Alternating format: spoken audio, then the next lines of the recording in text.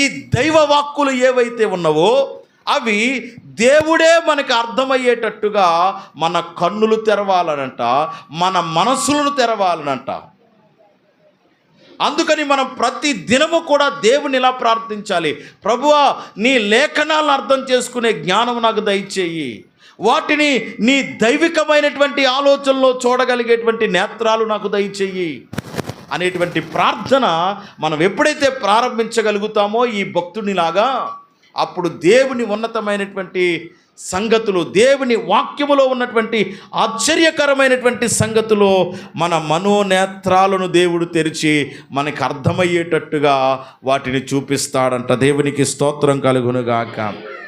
కనుక మనం అర్థం చేసుకోలేనటువంటి ఒక విషయం ఏంటంటే ప్రియులారా, దేవుడు మనోనేత్రాలను తెరిచేటంత వరకు, తెరిచే వరకు వాటిని మనము చూడలేము, మనము అర్థం చేసుకోలేము.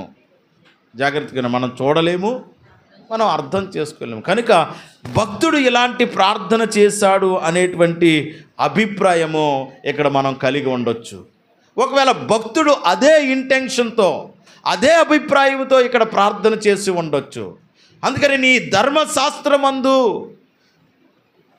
ఆశ్చర్యకరమైనటువంటి అనేకమైనటువంటి సంగతులను చూచునట్లు నా కన్నులు తెరువుము అంటున్నాడు.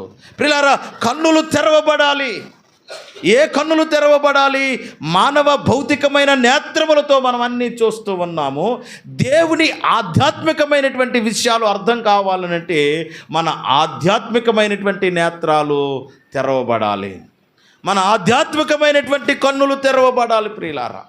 కనుక దేవుడు బయలుపరచకుండా, దేవుడు తన్ను తాను ప్రత్యక్షపరచుకోకుండా, దేవుడు మన హృదయాలు తెరవకుండా, దేవుడు మన కన్నులు తెరవకుండా, దేవుడు ఆయన సంగతులను మనం బయలుపరచకుండా మనము అర్థం చేసుకోవడానికి ప్రయత్నం చేస్తే చాలాసార్లు దేవుడు మనకు అర్థం కాడు. అందుకనే మనము మానవ భౌతికమైన నేత్రాలతో, మనసుతో, ఆలోచనలతో, ఉద్దేశంతో దేవుని దగ్గరికి వస్తున్నాము. కనుకనే దేవుడు అంతగా ఎఫెక్టబుల్గా మనకు కనబడట్లేదు. దేవుడి ప్రభావం మనకు అర్థం అవ్వట్లేదు, దేవుని వాక్యం మనకు అర్థం అవ్వట్లేదు, దేవుని శక్తి మనకు అర్థం అవ్వట్లేదు, దేవుని యొక్క ఉన్నతమైన ప్రణాళిక, దేవుని ఉన్నతమైన ఉద్దేశాలు మనకు అర్థం కావట్లేదు ప్రియులారా. అర్థం కావట్లేదు. అలా అర్థం కావడానికి ఒక ప్రార్థన మనం చెయ్యాలని ఇక్కడ నేర్చుకుంటాం.